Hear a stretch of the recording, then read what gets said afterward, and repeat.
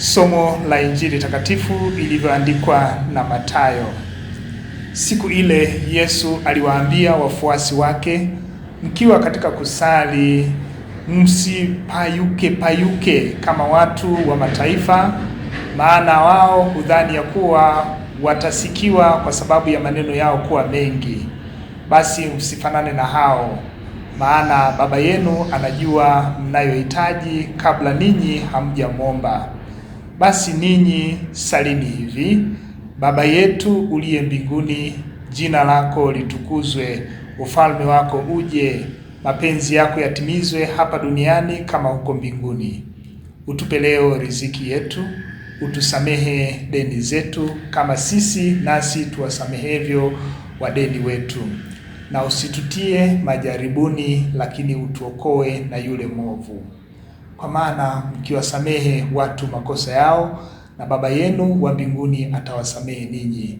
Bali msipowasamehe watu makosa yao, wala Baba yenu hata wasamehe ninyi makosa yenu. Neno la Bwana. Mpendwa mtazamaji wa Jimbo Katoliki Njombe Online TV, tupo siku ya Jumanne katika juma la kwanza la Kwaresma, siku ya 6 katika mfungo wetu wa Kwaresma, siku zile 40. Tunatafakari nguzo mojawapo ya sala. Bwana wetu Yesu Kristo katika Injili ya leo anatufundisha kusali, lakini pia anatupa kielelezo cha sala. Katika kusali anatuambia tusipayuke, anatuambia tusisali kwa ajili ya kujionesha, anatuambia tusisali kwa maneno mengi, anatuambia tusali katika usiri, tusali tukiwasiliana na yule ambaye tunampenda, Mungu Mwenyezi. Mpendwa mtazamaji, Bwana wetu Yesu Kristo ni kielelezo cha sala. Yeye alisali katika nyakati mbalimbali kabla ya kuchagua mitume wake 12, alisali usiku kucha. Kabla ya kwenda kujaribiwa na Ibilisi, alisali katika matukio tofauti tofauti. Akiwa katika bustani ya Gethsemane anajiandaa kwa ajili ya kukabiliana na mateso, alisali usiku kucha. Na ndugu zangu, mpendwa mtazamaji, anatufundisha hata sisi namna ya kusali. Kusali ni kuunganisha nguvu zetu na yule aliye mwenye nguvu zaidi, Mungu wetu. Na hivi anatupatia kielelezo cha sala ya Baba yetu. Na hii sala, mpendwa mtazamaji, ina maombi 7. Ni sala ambayo inasheheni kila aina ya utajiri na mahitaji yote ambayo tunayahitaji katika maisha yetu ya kila siku.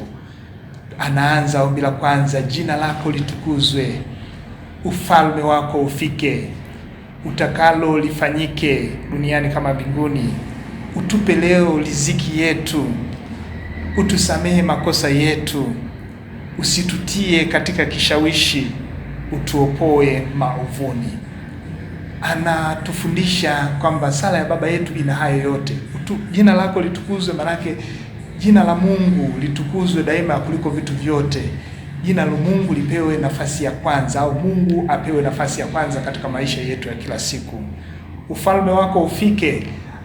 Tunataka kumuomba Mungu atawale katika maisha yetu, atawale haki iwepo katika ulimwengu, amani iwepo katika ulimwengu, upendo uwepo katika ulimwengu. Hivyo ndio vitu ambavyo vinaashiria kwamba ufalme wa Mungu upo hapa duniani. Kwa hiyo tunaposali kwamba ufalme wako ufike, manake tunataka kukaribisha haya yote, mambo mazuri yaweze kuwepo katika ulimwenguni.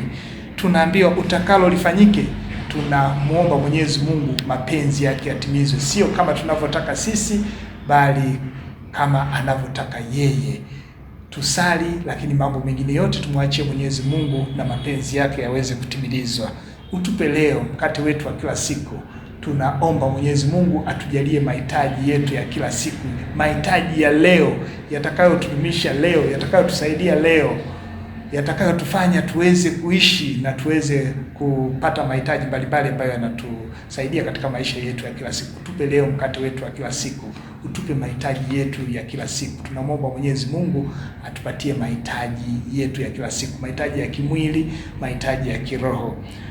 Tusamehe makosa yetu. Tunaambiwa Mungu atusamehe makosa yetu. Sisi ni wadhambi, tunaanguka mara kwa mara, tunawakosea wenzetu, tunatenda dhambi, sisi ni wadhaifu.